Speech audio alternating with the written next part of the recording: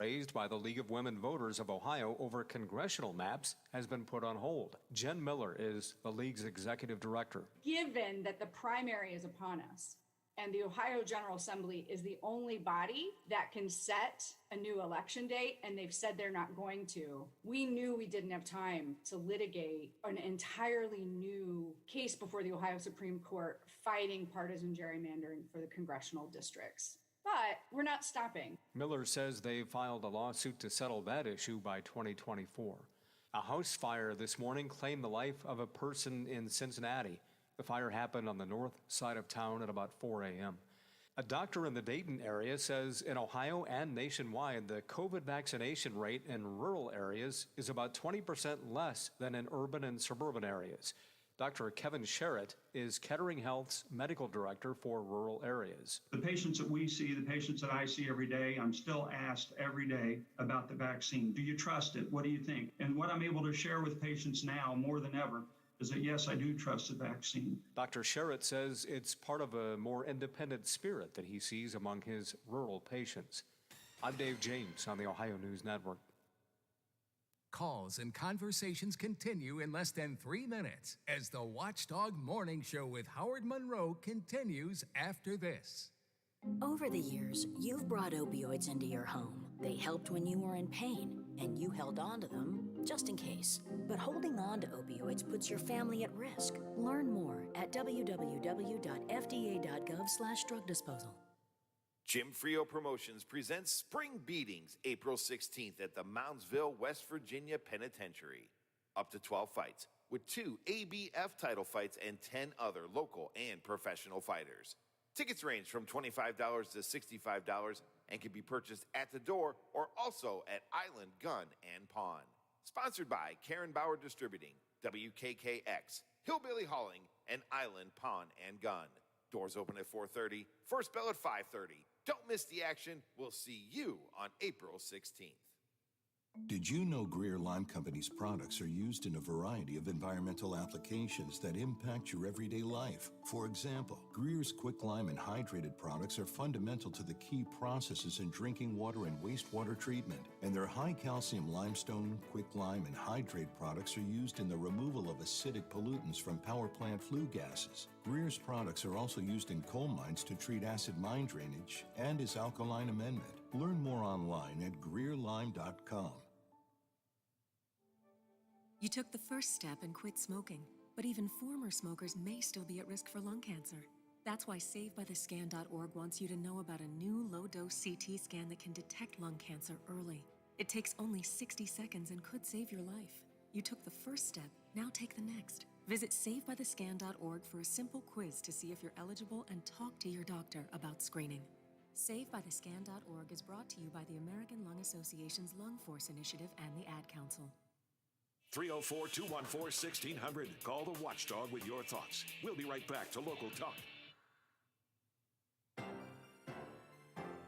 The views and opinions expressed on the following program are not necessarily those of this station or its sponsors.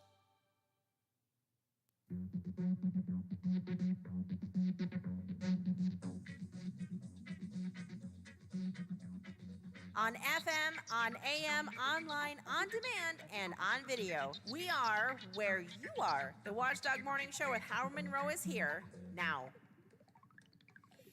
It is starting off cold, and it's going to be cold most of the day, but warmer later in the week. That's what you have to look forward to. Right now, we're at 22 degrees at the Wheeling, Ohio County Airport. Bit of wind blowing around. That makes it feel like 10 degrees at the airport. There are a few flurries floating around out there as well.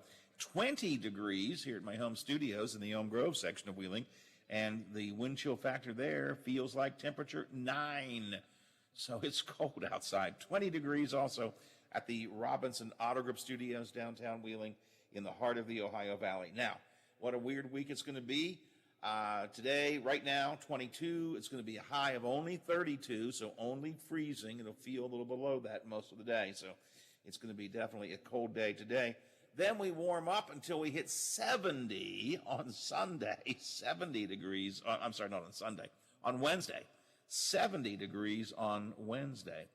So it's just continuing to the spring of 2022 has been it's weird. We get snow, we get wind, we get tornadoes, we get beautiful sunny days. 17 is the low for tonight. Tonight's low, the overnight low, 17. Overnight low Wednesday night into Thursday morning, 60. So just an example of how really messed up things are. Hey, congratulations to my son and daughter-in-law, oldest son and daughter-in-law, who have made it through another year of wedded bliss. I'm debating whether to put air quotes on that or not, Biff.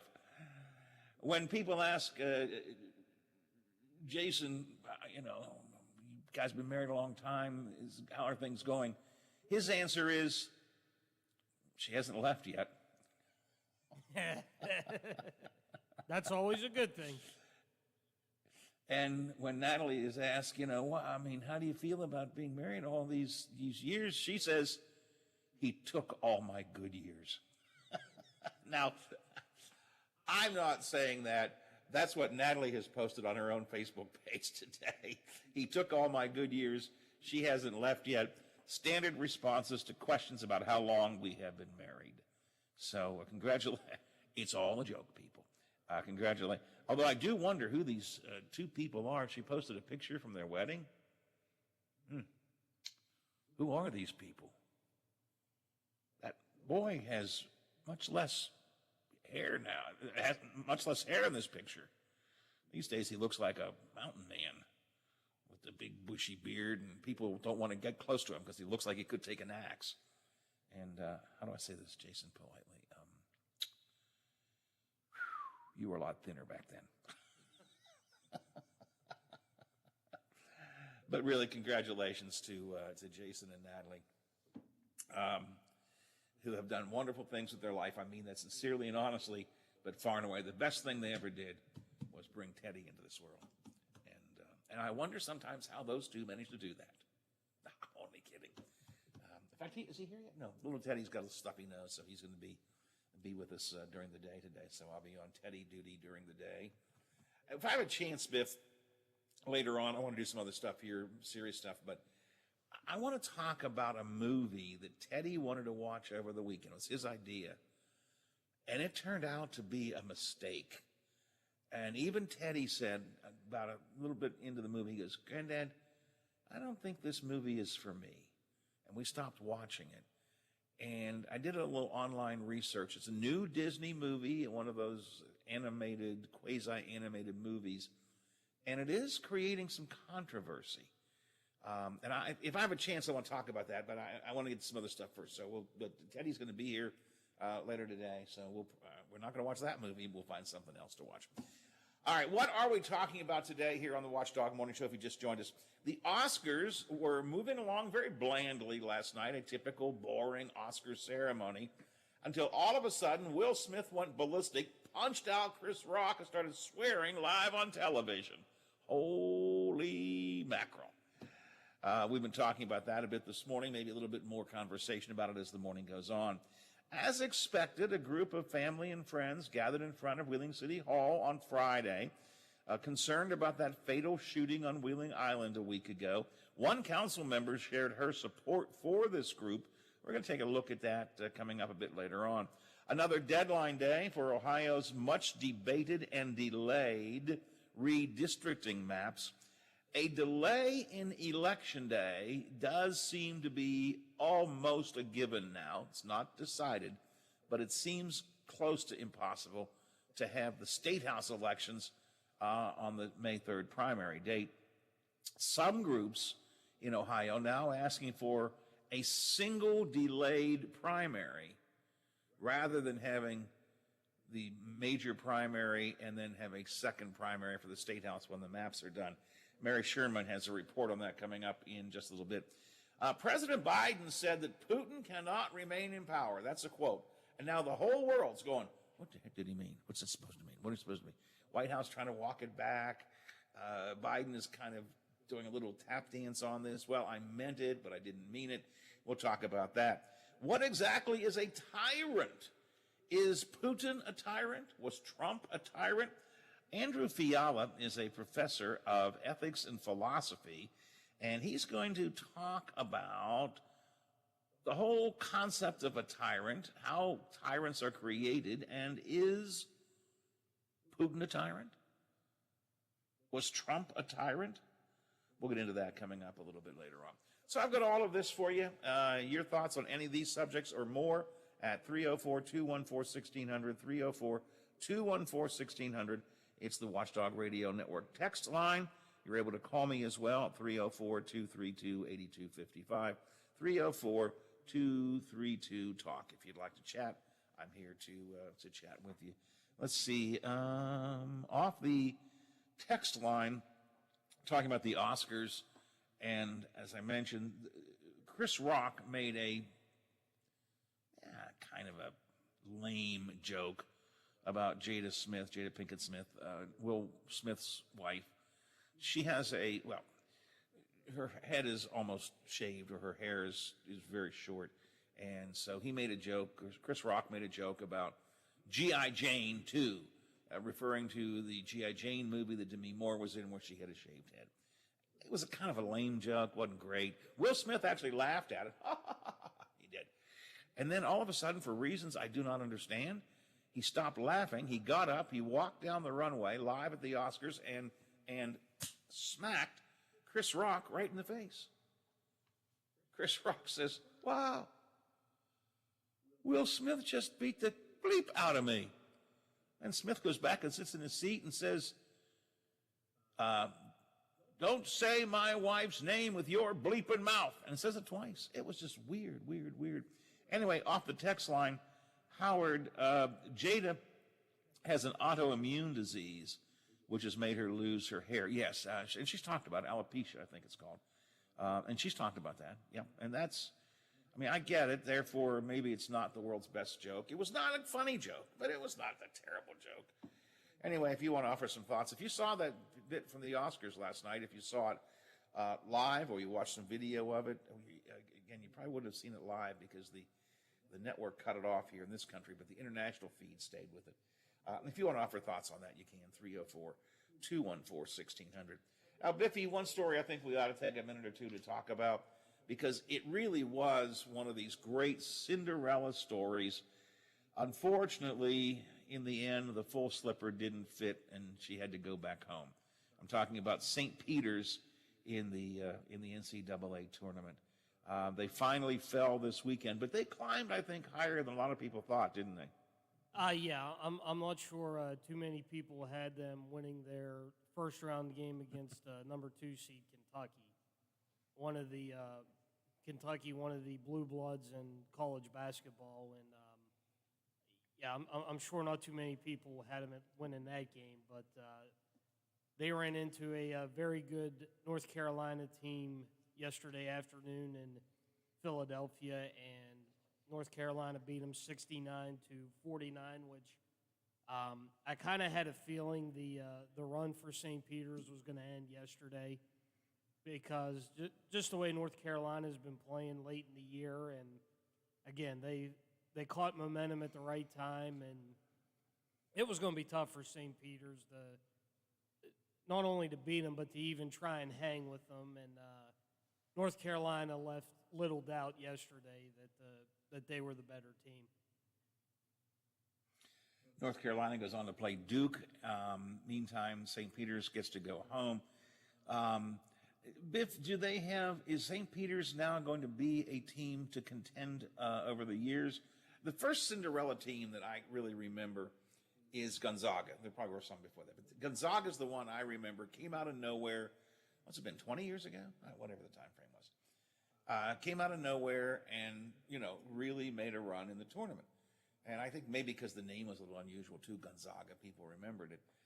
But they've had staying power. I mean, they are in the hunt every year. Does St. Peter's go home and that's it? This has been their day in the sun, or do they have enough behind them to maybe make another run next year or in later years? Well, the problem with them is they play in a conference that we don't get to see, which I believe is the MAAC. So unless it's the last weekend of their tournament, and you get to see them. You know, you get to watch that. You're not going to see them a lot, but I think I think they provided inspiration for a year. Now, whether or not they can do it again next year, I mean, they've got to win their conference basically to get into the tournament. I mean, the conference that they play in is one of those not handfuls, but however many automatic qualifying tournaments there are. Right. They're one of them, so that's the only way they're going to get into the tournament is to win their conference. So if they win their conference and get in, we'll see if they can repeat what they did this year. But it certainly at least gave us 2 weeks worth of storylines and, you know, getting to know them and all that and the story behind them. So if anything, they gave us 2 weeks worth of good stuff, and again, just unfortunately ran into another power in North Carolina. So we'll have to wait and see if they can do it again next year. There are some Cinderella teams that come out of nowhere and they make a splash. Like they give us a great year and a great story for a year, and then they go back home and that's the end of it, and that's fine. And the people on the team will talk about it, 20 years now. I remember when we made it all the way to the Elite Eight or of the March Madness. But a lot of times, other times, the teams will find a way to keep themselves alive. So we'll see what happens to St. Peter's. As time goes by. But as you said, Biff, it was fun to watch. I mean, they're right there. We had no idea who even UMBC, Maryland out of Baltimore County. I mean, here's a 16 seed playing a 1 seed in Virginia a couple years ago, and no 16 had ever beaten a 1 until here's Maryland, the University of Maryland out of Baltimore County, that the first 16 to beat a number 1 team, and they gave us that year something to talk about. So not quite in the same that they did, but St. Peter's certainly we now know them, and they're right there with all the other feel good stories that we've seen over the years in the tournament. Anything else of the tournament that we ought to take note of from the weekend? Kansas, the lone number 1 seed, still alive. They made it to the Final Four. They beat Miami yesterday, 76-50, and Kansas a very dominant second half yesterday over Miami. They'll play Villanova, who beat Houston on Saturday, 50-44, and then it doesn't get any better than this. North Carolina and Duke is the other Final Four matchup, Villanova, Kansas, and then North Carolina and Duke. And again, Coach K making it to the Final Four weekend, getting a chance to play North Carolina again. North Carolina in the regular season beat Duke at home, which was Coach K's last home game, and they really took it to Duke. So we'll see what happens Saturday, but I mean, you look at these two matchups and just the teams that are in it, Kansas, Villanova, North Carolina, and Duke. That's a pretty darn good Final Four. I mean, you don't get too many Final Fours where you have the history and traditions that these programs have. So I think Saturday we're in for a pretty good Final Four. Yeah, you're right. We're bringing now. You got it's fun to see the St. Peter's in the game, but it's now you're down to the powerhouses going to play it out, and that's I guess that's part of what we live for, right? Yeah, and it'll start today. You'll hear all the I think more of the North Carolina and Duke matchup than the Villanova and Kansas, but it's North Carolina and Duke. It's college basketball. I think college basketball's best rivalry, And, we throw the word hatred around not too often, but when it comes to North Carolina and Duke, it is a pure hatred that those two teams have for each other. I mean, they're separated by Tobacco Road, I think 13, 15 miles, whatever it is. Each team wears a different shade of blue. I mean, the championships, the coaches, the players, and everything. If you have no idea about North Carolina and Duke, you'll hear all about it this week. But it's going to be something. And So you're telling me it's not. You're telling me it's not a friendly rivalry. Oh no. There's nothing friendly about North Carolina and Duke. No, it is again.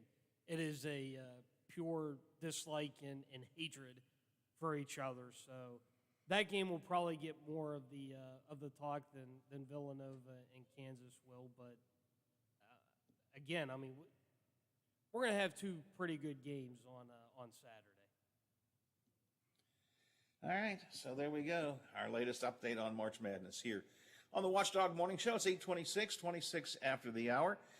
Looking at 22 degrees at the airport, 20 here in the valley, and the feels like temperature down here, 9, 10 degrees. So it's definitely going to be cold. 32 our predicted high. It's 8:26. There's variety shows, and then there's, my... Daddy.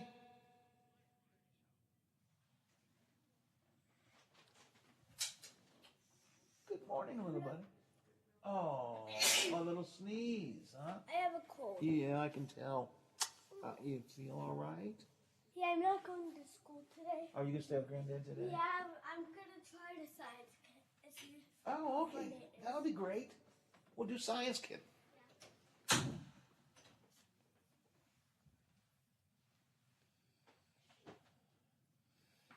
Yeah, he's really sick.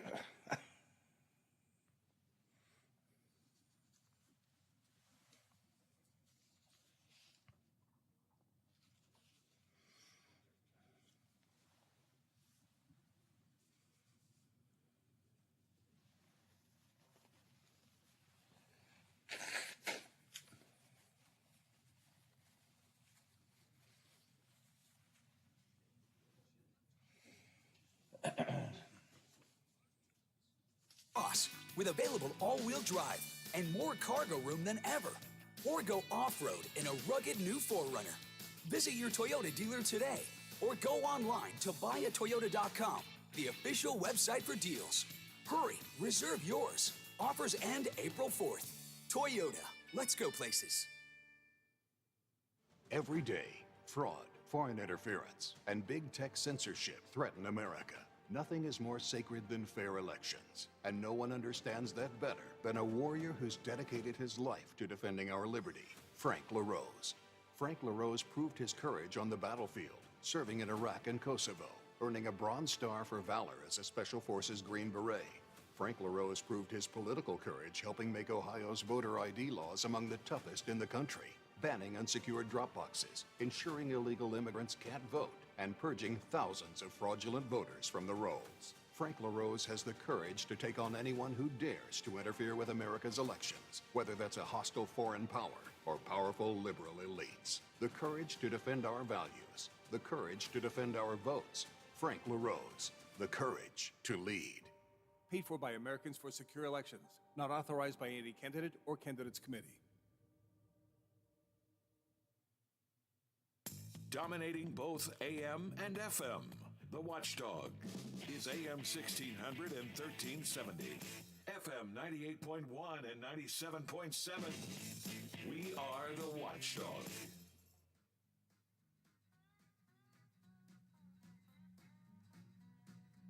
Great conversation continues now on the Watchdog Morning Show with Howard Monroe.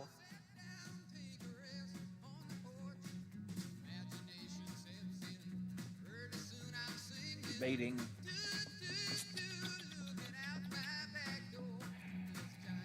Should I just say it or keep my mouth shut?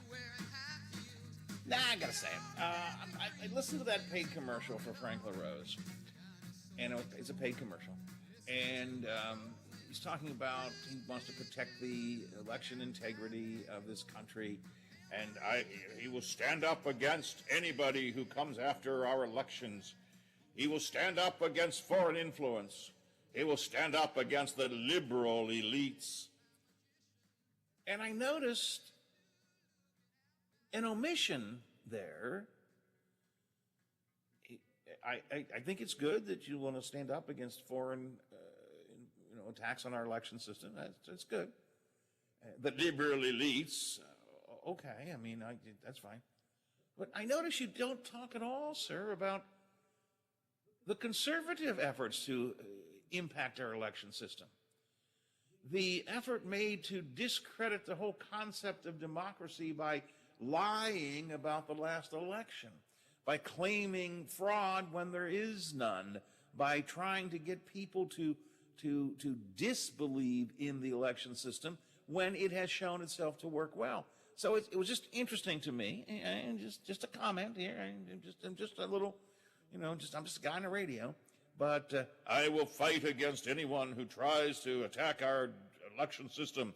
I will fight against foreign influence. I will fight against the liberal elites. And conservatives who are trying to destroy the system like Trump, maybe I won't fight. I mean, I don't know. What, did they just forget about that? How about people who attack the Capitol with an attempt to overthrow the system? An attempt to prevent democracy from being fulfilled? Will you stand up against them? I will stand up against foreign influence. I will stand up against liberal elites. Conservatives get a pass. I mean, just the kind of things I think about, people. It's 8:32, 28 to the hour here on the Watchdog Morning Show. Speaking of the elections, we begin this week our series of interviews with candidates for many of the contested races. Tomorrow, for example, State Senator and Senate candidate now, Owens Brown, is going to be with us to talk about, well, first of all, the past legislative session, since he was in the session as the appointed replacement for Bill Ehlenfeld after Ehlenfeld went back to the federal prosecutor's office. So we'll talk about the past session, and we'll talk about why Owens Brown decided he wants to run for the seat full time. His opponent in the primary, Randy Schwartzmiller, I'll have Randy on hopefully at some point in the future. A lot of candidates will need to get in here. We're going to start the candidate interviews beginning tomorrow, and they will continue fairly frequently over the next several weeks. Now, one area that I want to spend some significant time on in interviews will be the Ohio County School Board. There are a number of people running, some for re-election. Molly Adderholt and David Delk, I think, are running for, I'm David Delk. Sorry, Mr. Delk. David Croft are running for re-election. And then we have several folks who are running for election. I have heard from several of the candidates who want to be on the show, and they will be, and I'm inviting all the candidates for the Ohio County School Board to come on. There's a lot of stuff going on in the Ohio County school system worth our conversation, and it's important that we get a sense of who these candidates are and what they would stand for were they to be elected, how they would do things differently, if they would do things differently from the current school board, or will they continue current policies, et cetera, et cetera. So we're going to spend a lot of time with all of the, I hope all of the candidates. I've heard from several. I'm pretty sure the others will come in as well, with all of the candidates for the school board. And again, actually, any contested race, if you're running for any contested race in the primary, please get in touch with me. Use the text line. You can email me, radiomonroe@aol.com. We want to get you scheduled for an interview. Now, the Ohio County School Board race is going to be spotlighted this Thursday night. Jenny Craig from the OCEA sent me this info. The Ohio County Education Association, OCEA, is hosting a Meet the Candidate night for the Ohio County School Board candidates this Thursday at Trinity Lutheran Church on Oak Street. The event will be from 6 to 8. The doors will open at 5:30. There will be voter registration available there. They'll have some light refreshments, some punch and cookies or something like that. And then from 6 to 8, it's Meet the Candidates for the school board. I don't have a list of who is coming or if anyone is, I don't know if it's just wide open and people will show up or if the candidates have had their RSVP. I don't know, but Jenny sent me this so I could let you know about it. It's very important, I think. School board's going to be a big race. So this Thursday night, 6 to 8, at the Trinity Lutheran Church, it'll be a Meet the Candidates night for the Ohio County School Board. And again, we will be doing a lot of school board conversations here on the Watchdog Morning Show. All right, it's 8:35, 25 till the hour. Time to head over to the news desk of the Big Seven, check in with them. Then we'll also be talking about that fatal shooting on Wheeling Island, little protest that was held, or I don't like the word protest, a demonstration, whatever we wanted to call it, on Friday. Councilwoman Ketchum offered some thoughts about it on her social media page, and we'll get into that coming up in the next half hour. Plus, in Ohio, I'll keep continuing the election front. Will there be one or two elections if the election has to be delayed? All of this coming up here on the Watchdog Morning Show. But first, some news and our Morning Mountaineer Report. Tony has that in just a minute. Now it's time for your local news headlines from 7 News at WTRF.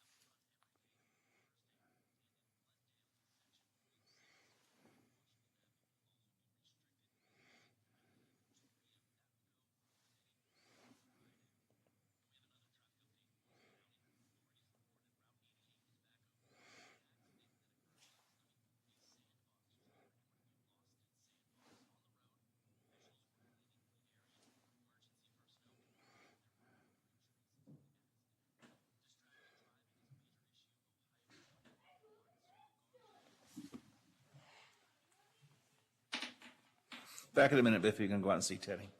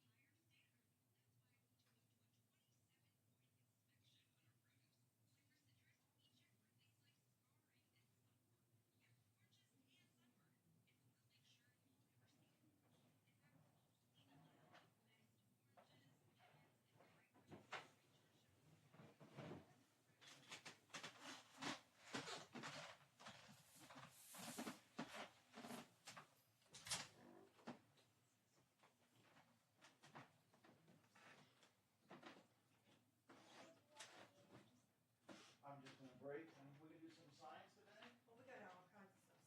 Science, Oh, this will be great. He went and got his magic kits. Oh, yeah. You did great magic before. Oh, going to your flower? More flour. Wow, I don't see any flower. Whoa, where did that come from? Magic? Oh, my heavens. You are the magician.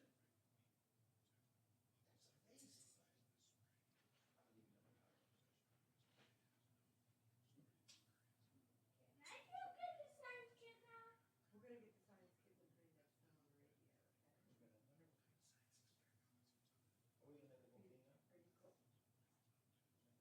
Are we going to make a volcano? Are you cold? I don't want to see the volcano yet. Are you cold? No, it's just with the science kit. We're going to do it. Where? You and Grandma can look at it and maybe figure out what some of the experiments are we want to do.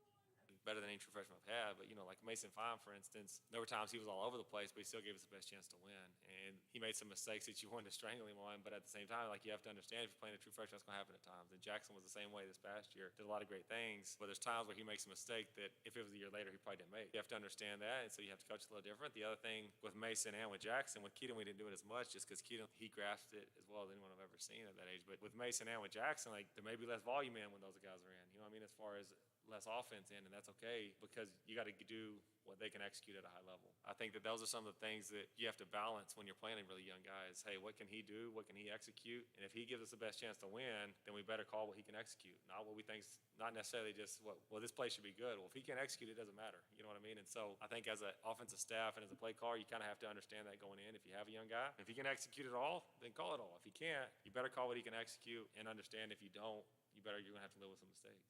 That's Graham Harrell, Mountaineer offensive coordinator. The Mountaineers scheduled to work out tomorrow, Thursday, and then on Saturday. That is today's Mountaineer Report. It's brought to us by Kroger, the official grocer of WVU Athletics.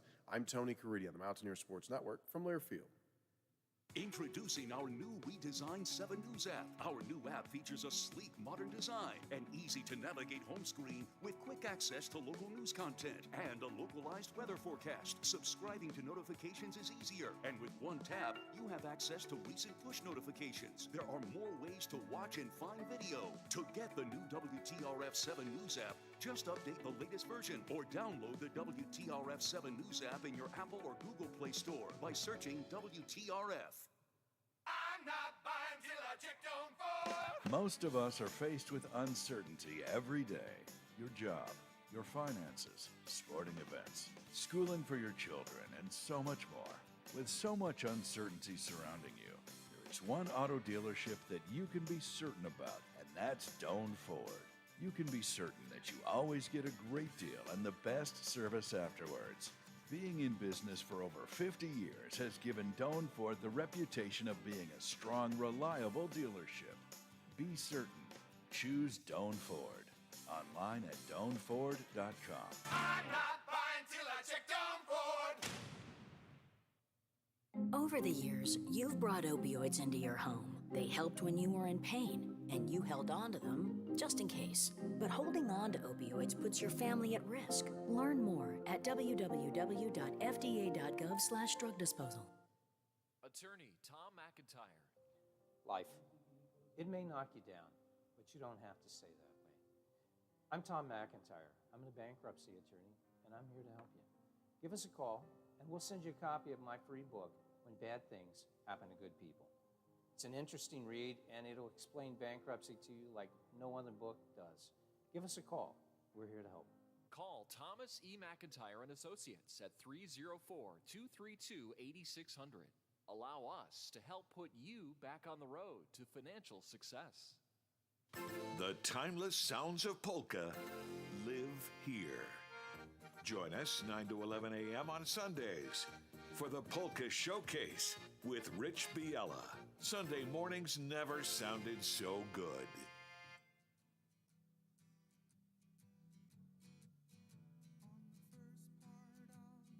He has his say. You can have yours. Text us or call us and join the conversation. This is the Watchdog Morning Show with Howard Monroe.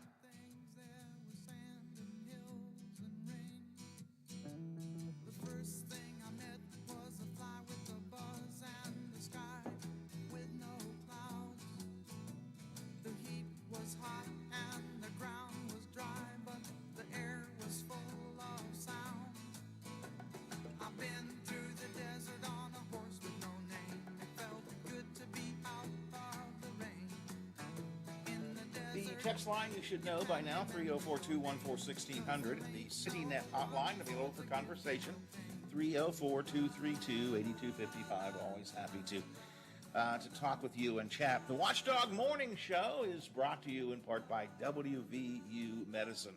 22 degrees, Wheeling, Ohio County Airport, 20 here at the home studios in the Elm Grove section of Wheeling, and 20 at the Robinson Auto Group studios downtown Wheeling, in the heart of the Ohio Valley. We had previewed this on Friday morning. McCabe and I talked about it in our Friday roundtable. Some friends and family of Tyrone Thompson, the man who was shot and killed on Wheeling Island over a week ago, held again, I'm not sure what word to use. They called it a peaceful protest, and I'm not sure it was really a protest. They held a vigil outside City Hall on Friday. I've seen numbers saying anywhere from 30 to 50 people were there. I saw video of it. It looked like a nice crowd. Again, family and friends of Tyrone Thompson. And they had signs saying things like, justice for fresh. That was apparently his nickname or street name or whatever we're going to call it. Justice for fresh, Black Lives Matter, those sorts of things. McCabe and I talked about this at some length on Friday. And I did take some flack for it. Some folks felt that, and I'm not sure quite what it means, folks felt that John and I were, quote, too tough. The only thing I'm asking for is a little more information, a little bit more public information about what happened. And I think that's basically what the vigil holders, the protesters, if you will, are asking for as well. Police have said that something happened between the shooter and Mr. Thompson. The shooter had a gun, shot and killed Mr. Thompson. The shooter himself then called 911 and said, I shot a guy. And the police say the shooter, whose name is quite well known in the community, but the police haven't released it, so I'm not saying it here on the radio either, but it's been well discussed in community circles. The shooter, according to the police, is being cooperative, had been cooperative. The shooter was taken to, I think, City Hall or the police department, interviewed, and then let go. He said it was self-defense. And my only argument with this is, at this stage of the game, someone is dead, and just the fact that the person who did it says, I did it in self-defense, he may have. I am not arguing he didn't. I'm saying we have no way of knowing, because the police and the prosecutor's office have chosen not to let the public have any insight into what's going on here. And so you've got groups who are upset and are protesting, and to some extent this is being made into a racial matter, and that bothers me. There were Black Lives Matter signs up at this protest, for example. And it is certainly true that Mr. Thompson was an African American, and I have no reason to, at this stage of the game, assume that race had anything to do with it. It might have, I just don't know. And that phrase continues to be the phrase that bothers me. I just don't know.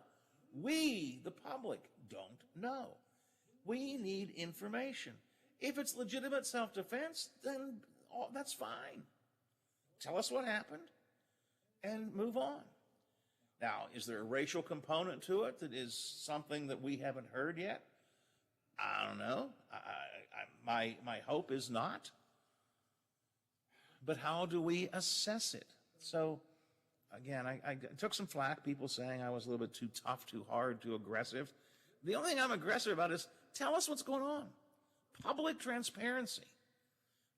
Someone shot and killed someone else. There is a dead person, and we know who shot and made him dead.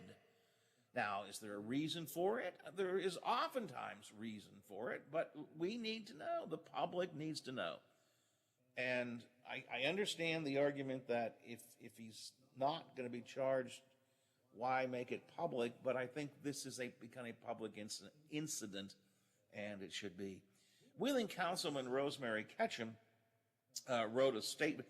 After the protest, by the way, in front of City Hall, the group went inside because City Council was holding a special meeting at noontime on Friday. So the group went in to sit in on the council meeting and did ask some questions and so on. And they got, the response that the council members had is basically what I have said. Their answer is, we don't know. We don't know. We don't have any more information really than you do. Officials, I'm reading from the newspaper story here, officials noted, like the protesters, they don't know much about the case other than what was printed in the newspaper, posted on social media, and shared through word of mouth. Council members noted, I will say correctly, that they're the legislative body of the city. They have nothing to do with police investigations nor the duties of the prosecutor's office. Absolutely 1,000% true. This is not a city council issue. However, council assured the crowd that if it came to light that anything inappropriate had taken place, then city leaders would take action. Mayor Elliott has said, where's the mayor's quote here?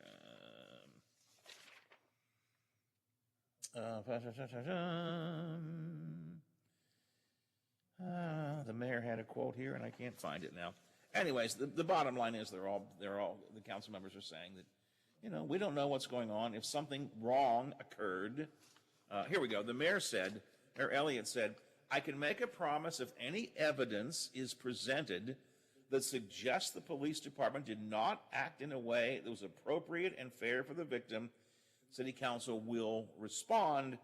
But the mayor says, I have no evidence of that right now. And that's the point. We're now past a week into this. Let's get some more information out there. Let's get some more information out into the public so we all have a better understanding of it. I am inclined to want to downplay this racial issue that some are trying to make it. I don't know that it's a racial issue. I don't feel like it is based on the little bit that I know. Although, you know, I've been getting differing reports from people who supposedly know. I'm getting differing reports from inside law enforcement on exactly what's happening. And I'll read this text here in a minute. But we need to know more. We need to know more. Wheeling Councilwoman Rosemary Ketchum, as I mentioned, went on social media on her Facebook page and just basically said that she supported the protesters. I'm going to call them protesters. I don't know what other word to use. That she supported the protesters. And she signed off with Black Lives Matter. And again, I don't disagree with that. Black Lives Matter. I've been a supporter of that concept. And of course, she got criticized immediately. All lives matter. Well, that's not really the point, is it? The issue is, are black lives in some way, manner, shape, or form given shorter shrift than others? But I don't have any reason at this moment to assume that's the case. So I wish the racial side would get downplayed, at least until we have more information. But I'm with the protesters in we need more information. We need to know more about it. Now, I have a text here off the text line at 304-214-1600, 304-214-1600. Howard, it was done with the gun, and that's legal and a just way to kill. If he beat him to death or stabbed him, there might have been an inquiry. Well, no, that's 1,000% not right. That's 1,000. Simply because it's a gun makes it legal? No. Shooting someone to death without a reason is not legal. That's ridiculous. I'm not sure what this person thinks. If it was done with a gun, that's legal and a just way to kill. It may be, only if the rationale behind it was just. I mean, the prosecutor's office has talked about, in general, the issue of self-defense in a case like this, and you must feel an imminent threat for your own life, and you must pass the reasonable man test, which is, would others feel that way as well? So no, the simple fact that it was done with a gun does not make it just. It doesn't make it illegal either. The issue is what's the motivation? What's the motivation there? So again, those are my thoughts on it. I'm not prejudging because I can't prejudge because I just don't know exactly what happened. And that's what I am judging. It's now been, 10 days? Let's get some more information out there. Chief, prosecutor, whoever, or the shooter. You know, the guy who did it, why don't you come forward and just tell the public? You know, you don't have to wait for the police to release information. I understand. I bet you have an attorney. I bet the shooter has an attorney. And the attorney is saying, don't you say a word. That's my guess.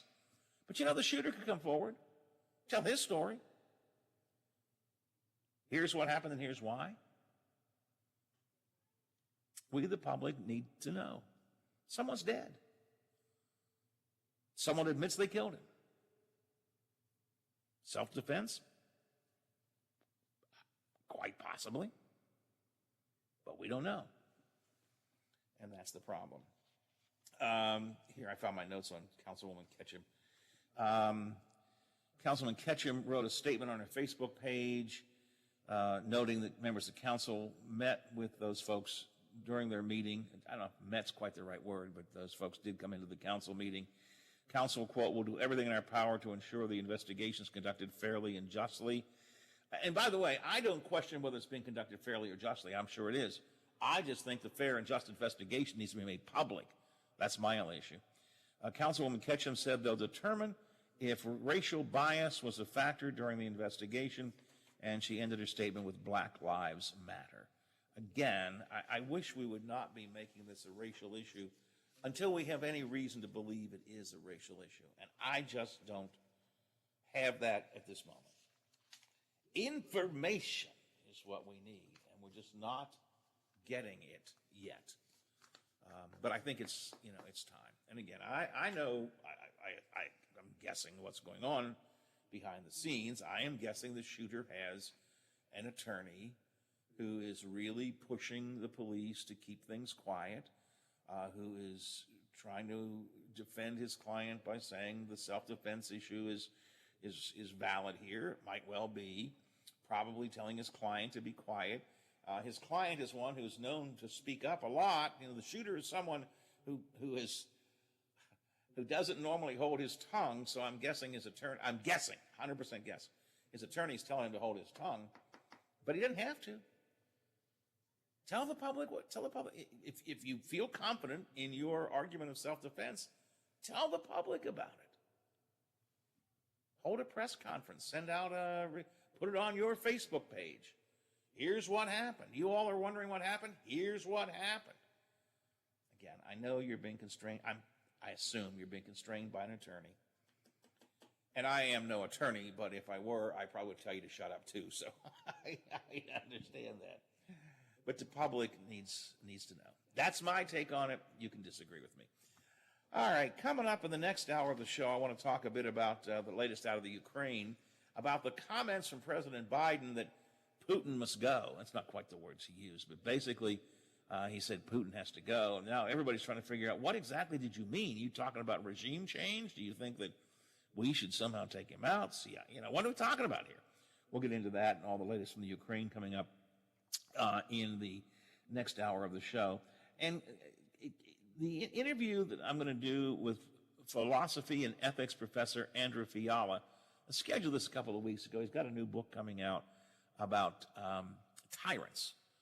And it began as a philosophical book and then or academic almost, but it turned into some practical stuff about Trump and Putin. Are they tyrants? What makes a tyrant?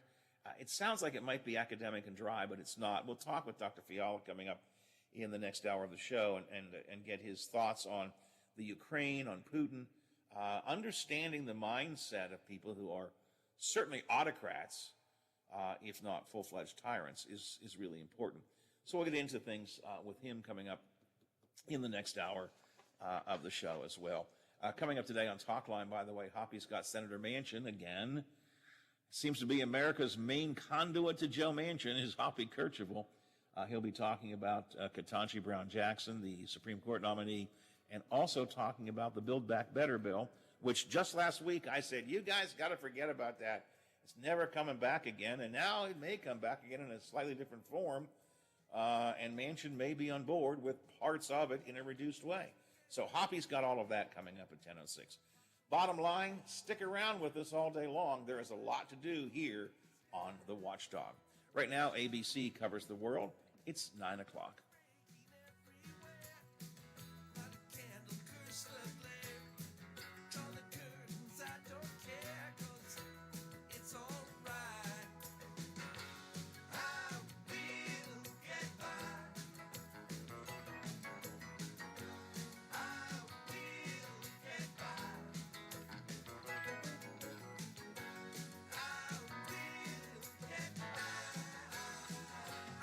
Watchdog is FM 98.1, AM 1600 WKKX Wheeling, FM 97.7, AM 1370 WVLY Moundsville.